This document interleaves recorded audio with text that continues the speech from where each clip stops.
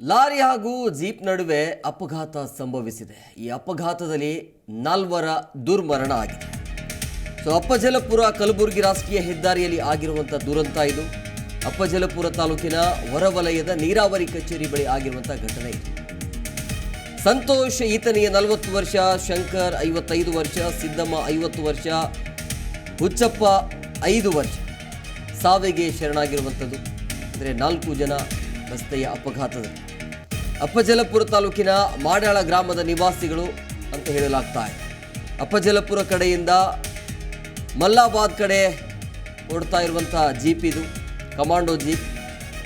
ನೋಡಿ, ಜೀಪ್ನಲ್ಲಿದ್ದವರೆಲ್ಲರೂ ಕೂಡ ಸ್ಥಳದಲ್ಲೇ ಸಾವನ್ನಪ್ಪಿದ್ದಾರೆ. ಕಲಬುರಗಿ ಕಡೆಯಿಂದ ಹೊರಡ್ತಾ ಇರುವಂಥ ಜೀಪ್ ಲಾರಿಗೆ ಡಿಕ್ಕಿ ಹೊಡೆದುವ ಪರಿಣಾಮದಿಂದಾಗಿ ಈ ಒಂದು ದುರ್ಮರಣ ಸಂಭವಿಸಿದೆ. ಸ್ಥಳಕ್ಕೆ ಅಪ್ಪಜಲಪುರ ಪೊಲೀಸರು ಭೇಟಿಯನ್ನು ಕೊಟ್ಟು ಪರಿಶೀಲನೆಗೆ ಮುಂದಾಗಿದ್ದಾರೆ. ಲಾರಿ ಹಾಗೂ ಜೀಪ್ ನಡುವೆ ನಡೆದಿರುವಂಥ ಅಪಘಾತ ಇದು. 4 ದುರ್ಮರಣವನ್ನು ಹೊಂದಿದ್ದಾರೆ. ಅಪ್ಪಜಲಪುರ ಕಲಬುರಗಿ ರಾಷ್ಟ್ರೀಯ ಹೆದ್ದಾರಿಯಲ್ಲಿ ಆಗಿರುವಂಥ ಘನಘೋರ ದುರಂತ. ಅಫಜಲಪುರ ತಾಲೂಕಿನ ಹೊರವಲಯದ ನೀರಾವರಿ ಕಚೇರಿಯ ಬಳಿ ಆಗಿರುವಂಥ ಘಟನೆ ಇದು. ಸಂತೋಷ್, ಶಂಕರ್, ಸಿದ್ದಮ್ಮ, ಹುಚ್ಚಪ್ಪ 4 ಜನ.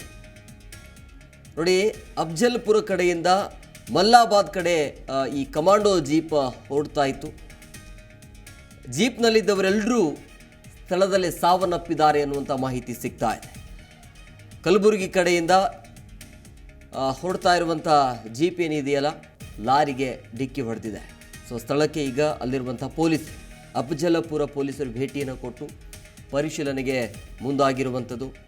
ಲಾರಿ ಹಾಗೂ ಜೀಪ್ ನಡುವೆ ನಡೆದಿರುವಂಥ ಭೀಕರ ದುರಂತ. ಈ ದುರಂತದಿಂದಾಗಿ 4 ಜನ ದುರ್ಮರಣವನ್ನು ಹೊಂದಿದ್ದಾರೆ. ಇದರ ಬಗ್ಗೆ ಮತ್ತಷ್ಟು ಮಾಹಿತಿ ನೀಡ್ತಾರೆ ನಮ್ಮ ಪ್ರತಿನಿಧಿ ಸಿದ್ದು ಸಾತ್ಯಾಳ್ ಫೋನ್ ಸಂಪರ್ಕದಲ್ಲಿದ್ದಾರೆ. ಸಿದ್ದು, ಈ ಘಟನೆ ಆಗಿದ್ದು ಯಾವಾಗ, ಹೇಗಾಯಿತು, ಇದು ಅಪಘಾತ ಆಗೋದಕ್ಕೆ ಕಾರಣ ಏನು?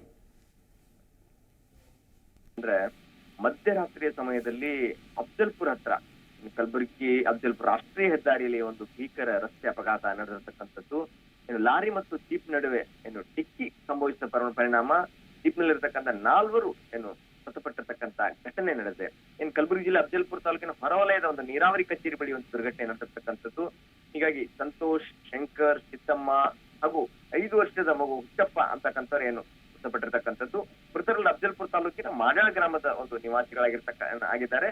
ಈಗ ಅಫಜಲ್ಪುರ ಕಡೆಯಿಂದ ಅಫಜಲ್ಪುರದಿಂದ ಮಲ್ಲಾಬಾದ್ ಕಡೆ ಅಂದ್ರೆ ಕಲಬುರಗಿ ಭಾಗದಲ್ಲಿ ಹೊರಟಂತ ಕಮಾಂಡರ್ ಜೀಪ್ ಬರ್ತಿದ್ದ ಸಂದರ್ಭದಲ್ಲಿ ಈ ಒಂದು ಲಾರಿ ಡಿಕ್ಕಿ ಹೊಡೆದ ಪರಿಣಾಮ ಸ್ಥಳದಲ್ಲೇ 4 ಜನ ಸಾವನ್ನಪ್ಪಿರ್ತಕ್ಕಂಥ ಘಟನೆ ನಡೆದಿದೆ. ನಿಜಕ್ಕೂ ಏನಂದ್ರೆ ಈಗ ಶವಗಳನ್ನ ಆಸ್ಪತ್ರೆಗೆ ಸಾಗಿಸಲಾಗಿದೆ. ಇನ್ನೊಂದು ಗಾಯಗೊಂಡವ್ರನ್ನ ಅಫಜಲ್ಪುರ ಆಸ್ಪತ್ರೆ ಮತ್ತು ಕಲಬುರಗಿ ಆಸ್ಪತ್ರೆಗೆ ದಾಖಲು ಮಾಡಲಾಗಿದೆ. ಆದ್ರೆ ಅವರ ಆಕ್ರಂದನ ಮುಗಿಲು ಮುಟ್ಟಿದೆ ಅಂತಾನೆ ಹೇಳ್ಬೋದು ಹೇಮಕುಮಾರ್. ಯಾಕಂದ್ರೆ ಮಧ್ಯರಾತ್ರಿ ಅವ್ರು ಹೊರಟಂತ ಸಂದರ್ಭದಲ್ಲಿ ಈ ಒಂದು ದುರ್ಘಟನೆ ನಡೆದಿದೆ. ಸ್ಥಳಕ್ಕೆ ಪೊಲೀಸರು ಭೇಟಿ ನೀಡಿ ಪರಿಶೀಲನೆ ನಡೆಸಿದ್ದಾರೆ. Hemakumar.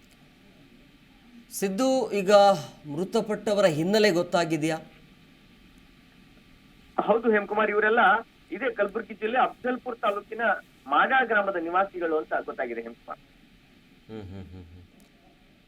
Okay, thank you Siddu ನಿಮ್ಮೆಲ್ಲ ಡೀಟೇಲ್ಸ್ಗಾಗಿ.